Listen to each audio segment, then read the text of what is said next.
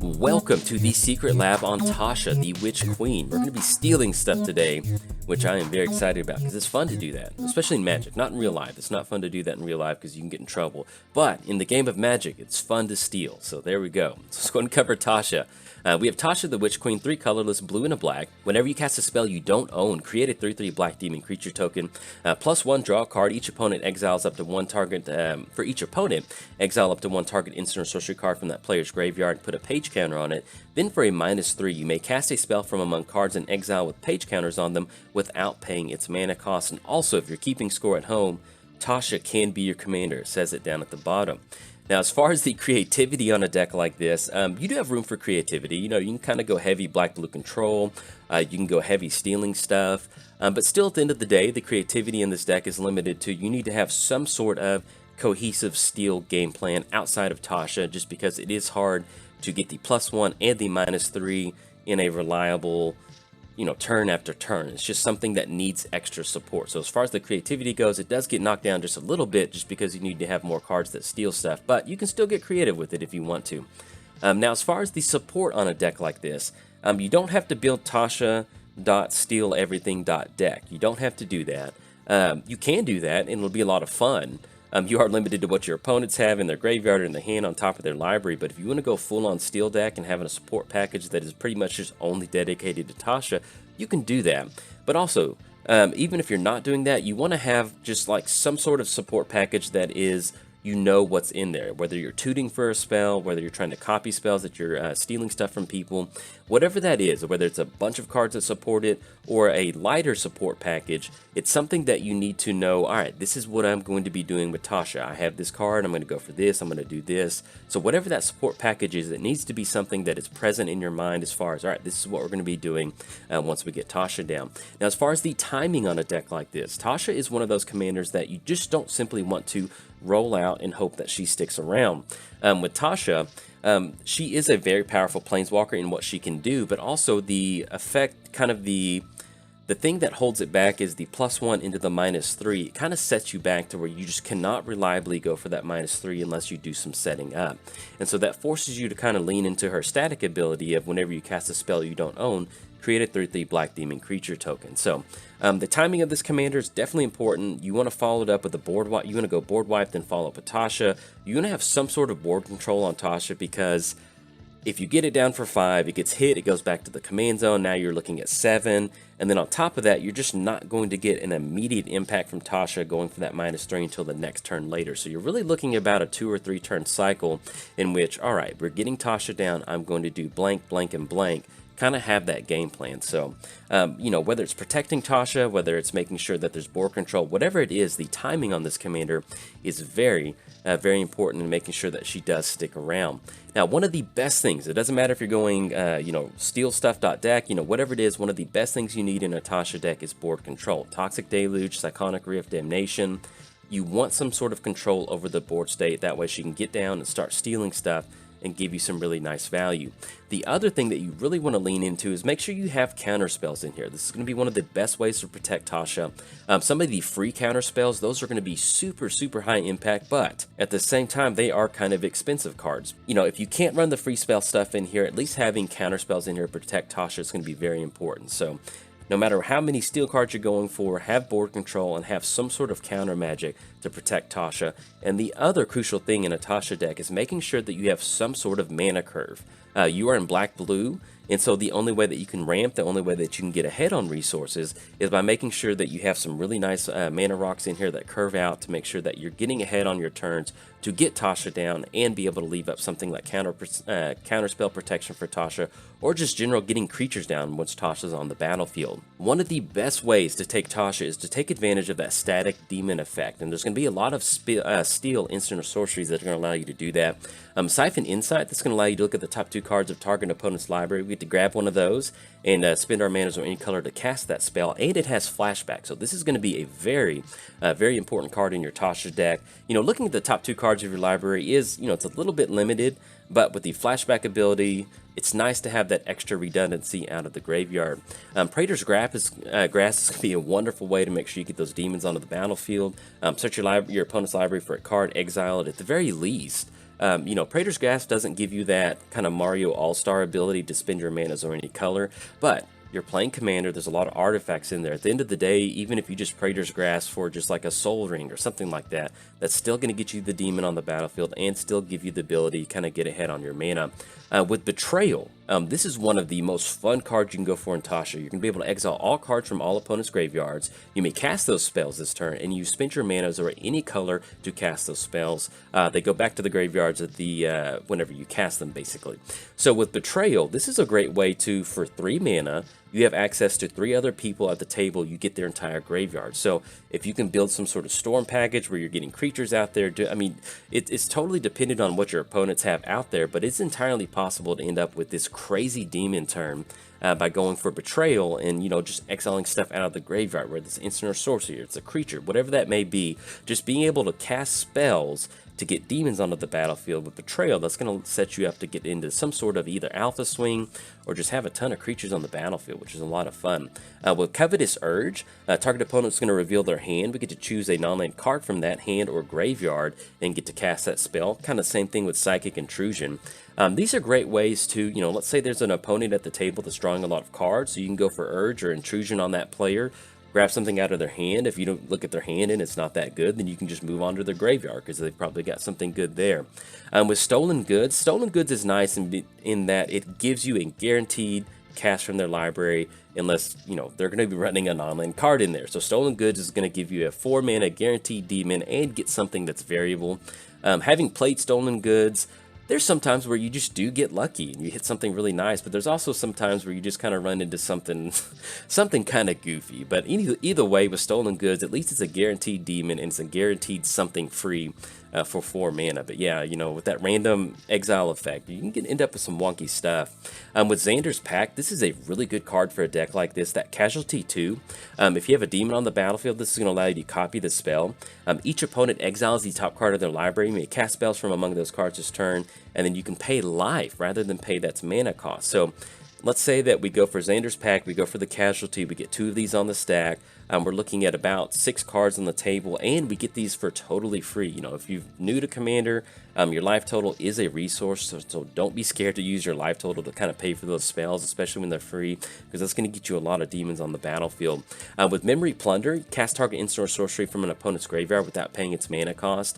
This is nice in that you can basically just, you know, it's a guaranteed cast it. You know, if somebody has a big impact spell in there, awesome. If it's just like a piece of removal, that's going to give you a demon and then go for some removal. So Memory Plunder is going to be a wonderful option just to rip something out of the graveyard. And then with Knowledge Exploitation, search target opponent's library for an instant or sorcery card. You can pay it without paying its mana cost, then shuffle their library. This does have a steep cost. It is 7 mana. But with 7 mana, you're going to be able to grab whatever you want out of the deck and cast it. So hopefully you're going to be able to find something high impact with that. Town of the Telepath. Target opponent reveals the top 7 cards of the library. You get to cast an instant or sorcery card without paying its mana cost. With the Spell Mastery, you're probably going to have Spell Mastery online. If 2 or more instant cards in your graveyard, cast up to 2. So you are limited to the top 7. Having played commanders that say, hey, reveal the top blank or reveal until you hit this, there's going to be some times where you whiff a Town of the Telepath. But if you've got Spell Mastery online, which you're in black-blue, you're going to be casting a lot of stuff, going for card advantage. Getting 2 out of the top 7 with talent is a wonderful thing. Flawless Forgery, it has Casualty 3, which fits in perfectly with our demons. Exile target instant or sorcery card from an opponent's graveyard, copy that card. You may cast the copy without paying its mana cost. So we get to go for that that duplicate ability with Casualty for 3. That's really just going to give you an extra demon once you go for that extra copy. And, you know, once again, being able to cherry pick a card out of an opponent's graveyard is very nice. And then same thing with Spell Twine. You know, Spell Twine is going to do exactly what Flawless did, but at the same time, you get to exile something out of your graveyard. You know what's in your deck. So let's say that we end up going Spell Twine on Memory Plunder, and we get to exile something out of our opponent's graveyard. Spell Twine is going to be a wonderful way for you to generate some really nice value off of that. We also have cards like Predator's Hour. This is kind of a little bit more situational, kind of for the late game. But until end of turn, creatures you control gain a menace, and whenever this creature deals combat damage to a player, exile the top card of their library face down. You play that card for as long as it remains exiled and spend mana as over any color. So with Predator's Hour, this does allow you to exile more cards and get page counters on it, but one of the nice things about Predator's Hour is we have demons, they're flying, so that's already kind of a little bit of an evasion right there. Then they gain menace, so you can use Predator's Hour to get more cards to steal, but you can also use it in the late game to just give your flying creatures menace, which is going to be very hard to deal with. If you've been really good with your steal stuff, you have a lot of demons down, that might be enough to maybe not close the entire table out, but it might be enough to at least get rid of one player. You also have Rogue class. Whenever a creature you control does combat damage to a player, we get to exile the top card of their library. You do have to level up to level 3 to get that, being able to cast those cards, but being able to get down Rogue class on turn 2, have that static effect, kind of build up those exile cards until you're ready for Tasha. That is a wonderful effect. And then Cunning Rhetoric. This is a very, very strong card. Whenever an opponent attacks you or one or more planeswalkers you control, you get to exile the top card of that player's library and cast it. This is a wonderful way to kind of get this down, get down Tasha, and have people run into you and get some sort of extra value from that. Which is very nice. It's going to keep people from swinging into you because they don't want to give you a free card, but if they do, at least you have some sort of extra value from them swinging in, which allows us to get more demons onto the battlefield. Now, with Dead Man's Chest, this is an interesting steal. So whenever an enchanted creature dies, exile cards equal to its power from the top of that owner's library. So this is very situational. You need to get it on a creature that has a high power and toughness, but you're going to be able to exile a lot of stuff with Dead Man's Chest. With King Betrayal, each player mills 4 cards, then you may exile a creature or a planeswalker card from each graveyard. This is a wonderful way to either find a high impact planeswalker or get a really good creature on the battlefield. You're going to be looking at 12 cards being put into the graveyard, and that's going to be a lot for you to choose from each player. And then once you get into the Saga ability, you can use those to cast those spells. With Hedonist Trove, this is just basically just like I Steal Your Graveyard. Enters the battlefield and exile all cards from target opponent's graveyard, then you may play land cards from it, which is very nice because sometimes when you're stealing stuff, you don't get the ability to play land. So this is going to allow you to make sure you make your land drop.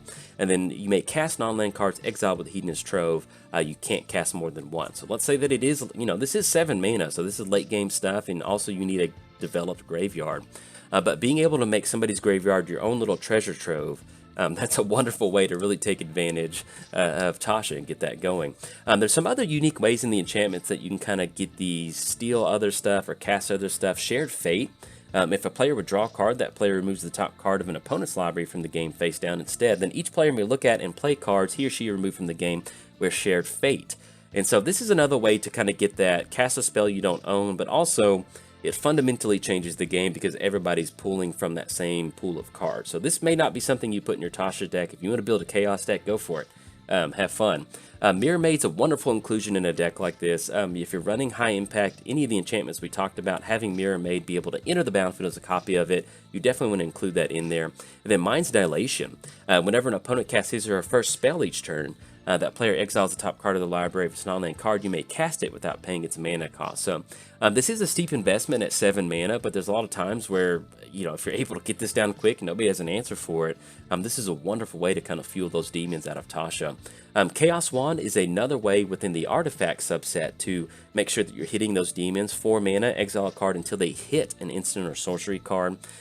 Chaos Wand is nice in that this is just a guaranteed casting a spell from somewhere else to getting a demon on the battlefield. Now, you do have to get lucky with what you're hitting with Chaos Wand, but there's a lot. I mean, if you go Chaos Wand into Cultivate, there's no better feeling than that. So even when you hit some of these support spells out of players' decks, it still feels good to get some sort of value that you're normally not being able to do in Black-Blue and getting a demon that tags along with it. If somebody's playing with a top of the library effect, or their top cards are revealed with Ornate, that's going to allow you to remove it, and then you can play that card this turn. Especially if you're running Chromatic Lantern, you're running mana rocks that generate colors, whatever that may be, or that's going to allow you to kind of steal stuff off the top of their library. At the very least, if somebody searched for something and put it on top of their library, steal it with Ornate. And then Knowledge Pool, which is pretty much just like Shared Fate. Exile the top 3 cards of their library. Whenever they cast a spell, it goes into this Knowledge Pool, basically. So it does change the game. It basically makes it hard for you to do stuff in a normal function, but Knowledge Pool is going to make sure that you're always casting stuff from other people because it's coming from Knowledge Pool. So it just kind of depends on what sort of game plan you're going to go for. It is kind of weird playing with Knowledge Pool style effects, but if that sounds fun to you, then go for it. Now, one of the best ways to make sure that we have cards for Tasha to get those demons onto the battlefield is through your creature base. So Thief of Sanity and Night Veil Spectre, these are wonderful cards to get down early before we get Tasha down, start having them swing in, chipping away at our opponent's library to get those exile effects so we can cast them. Voidwalker is going to be a wonderful creature in that we kind of keep our opponent's graveyards under control. Then we have the sacrifice ability to cast a spell without paying its mana cost to get that demon onto the battlefield. If you're trying to set up a graveyard style deck, you do need to make sure that Voidwalker is either sacrificed at some point before you go for a graveyard style spell, because basically if a card would be put in an opponent's graveyard from anywhere, instead exile it. So that will turn off any sort of graveyard shenanigans that you may be going for outside of Voidwalker. So that is something to keep in mind with that one, because that'll shut it off unless you go for the crack early in the game. Gonti, Lord of Luxury. This is a wonderful way. I've done a lot of Gonti triggers in my life. There's a lot of times I've gotten down Gonti and you get to grab stuff off the top. Top 4 cards of target opponent's library. Find the strongest deck at the table and direct that Gonti trigger over there, and it's a really nice feeling to grab stuff. Sometimes you whiff, but a lot of times just simply looking at the top 4, you're going to find something of value, and that's going to allow you to get those demons going. Opposition Agent, this is a little bit more situational. Somebody goes for a tutor, you flash in Opposition Agent in response to that, so you get to go for that exile style effect, but once it's on the table, everybody kind of knows about it, so it's kind of like a one-use effect. Get that free exile spell, and then you lock down the table on tutoring. With Necromancer, this is interesting. So if you end up putting some of the snow basics in there, if a non-token creature an opponent controls die, exile it with an ice counter on it instead. So it's going to keep it out of the graveyard, and then you may cast spells from among cards in your exile your opponent's own with ice counters on them. And you have to use your mana, your snow mana, as though were any color to cast those spells. So with Necromancer, that's a wonderful way to make sure that creatures don't go to the graveyard, they go to your little ice prison, and then you can use your snow mana to cast those spells, which is going to allow you to kind of power up Tasha. Hostage Taker is a wonderful, wonderful card for a Tasha deck. Enters the battlefield, you get to exile target creature or artifact. This is going to be a wonderful way for you to go for removal, but at the same time, you can just Hostage Taker your opponent's artifact and get that free kind of demon onto the battlefield.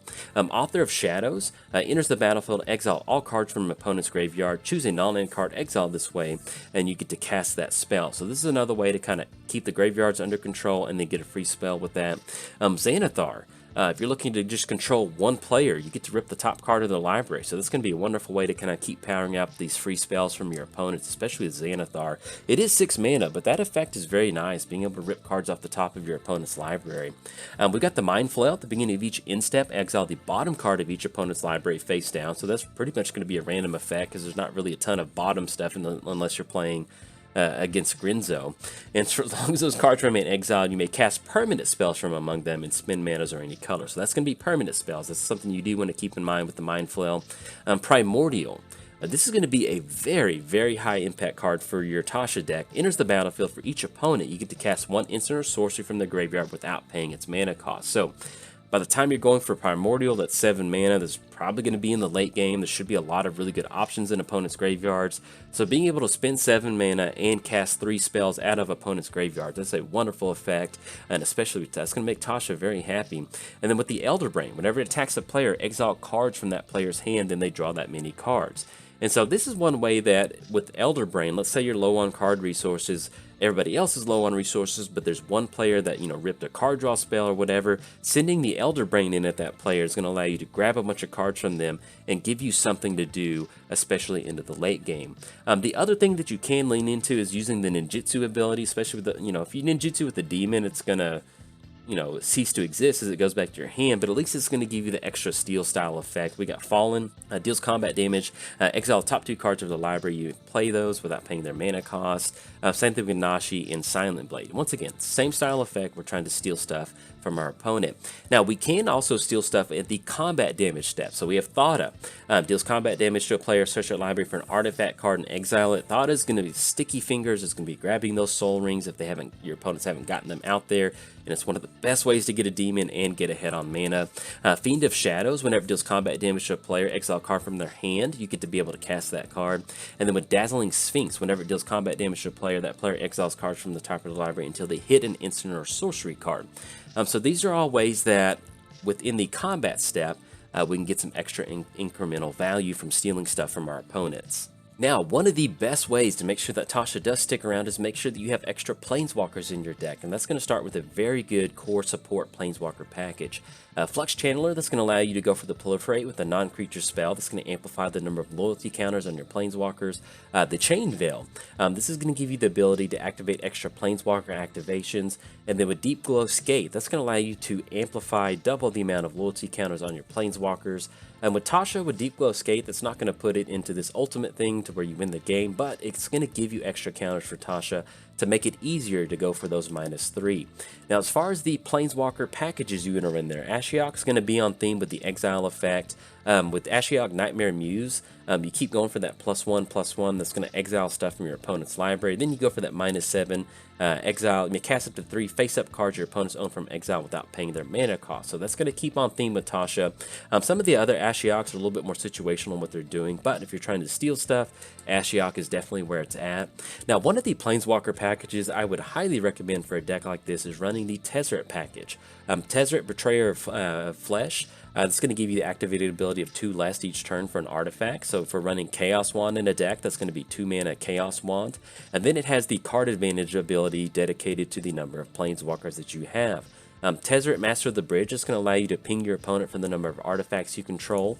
You're going to be able to return stuff out of the graveyard for the most part. Tesseract Master of the Bridge is going to allow you to go for that +2 and really start pinging your opponent's life totals. And then with Tesseract Artifice Master, there's a lot of times where you get down Tesseract, you're probably going to have those 3 artifacts, be able to draw 2 cards each turn for 0 ability.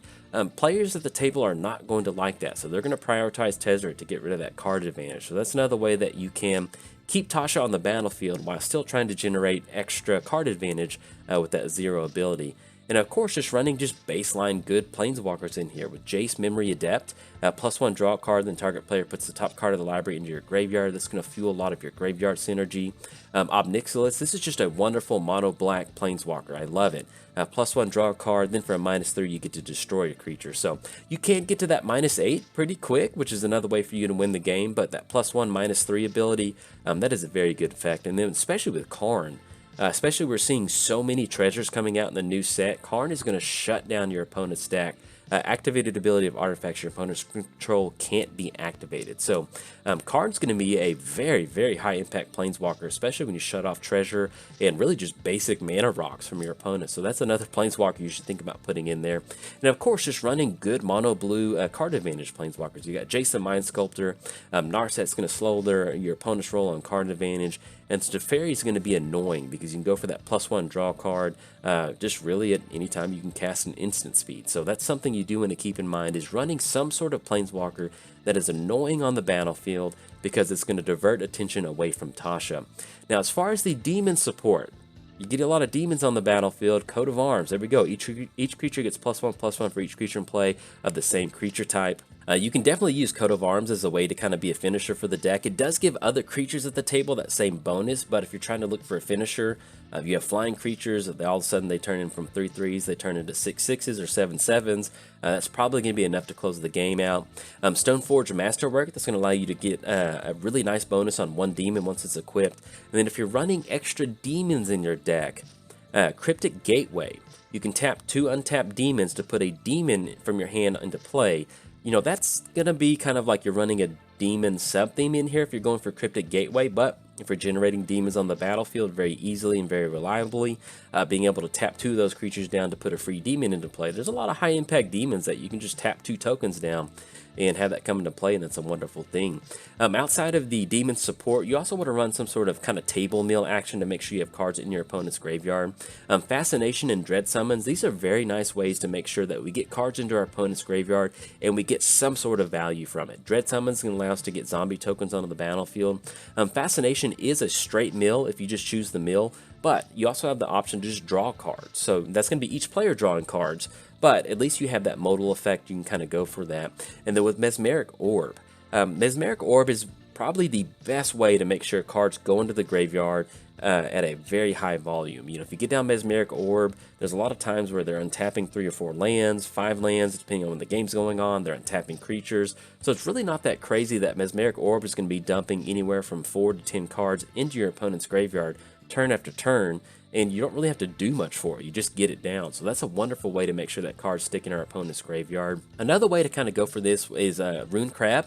Whenever a land enters the battlefield, each opponent mills 3 cards. So let's say that you're playing a fetch land, Rune Crab trigger, grab that land. That's another landfall trigger. So you're looking at least 18 cards in the graveyard from a fetch land. That's a very powerful effect with Rune Crab.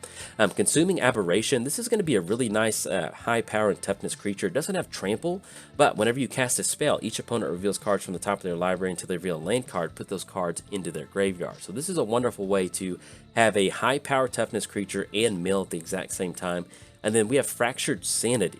Just the cycling for 12 cards, each opponent mills 4 cards. That is very high impact. But for triple blue, each opponent mills 14 cards. Hey, that is that is a high volume of cards for you to pick and choose from to find some really good stuff. One of the other ways you may want to kind of take this deck, or at least run some sort of stacks control style package. Propaganda, that's going to make it to where your opponents can't really swing in and attack at you unless they pay that 2 mana. Crawl Space is going to limit the number of creatures that can attack you, which is going to keep Tasha on the battlefield.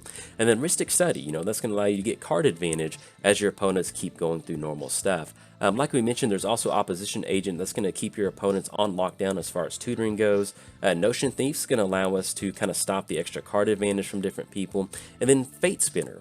This is a very, very good card for a Tasha deck because at the beginning of each opponent's upkeep, that player chooses draw step, main phase, or combat phase. They skip each instant of the chosen step or phase this turn. So basically, do you want to skip your draw and skip your combat phase, or do we need to deal with Tasha? It creates a really weird scenario to where most of the time, most people are going to be going for draw step and main phase, which cuts them out of the combat phase, which keeps Tasha on the battlefield. Or if they do choose combat, they're going to have to skip their draw, their main phase. They can't do anything. Fate Spinner is a wonderful way to put a lot of pressure on your opponents, either trying to swing in at Tasha or just really kind of slowing the roll as far as whatever the resources can be. But that is going to be it for the deck. Tasha, if I can leave you with any last kind of little tidbits, make sure that you have at least some sort of baseline black-blue control style deck. You want to be able to have control over the board once you get Tasha down. You want counter spells in here. You want to be able to at least kind of control what is happening at the board, whether it's through stack effects, board control, whatever that may be. Controlling what the board is going to make it easier for Tasha to be on the battlefield and to stick around. Now, if I didn't cover something that you're putting in your deck, hop in the comments. I love reading the comments on seeing, well, I'm going to build a deck in this way, or I'm going to go completely steel counter.deck, whatever that may be. Hop in the comments. I like reading comments, and then when people come to this video to try to build Tasha, you're going to give them the opportunity to gain insight into different deck building. So hop in there. I like reading those comments. But that is going to be it for the video. In fact, if you enjoyed it, hey, like and subscribe. Thanks. Bye.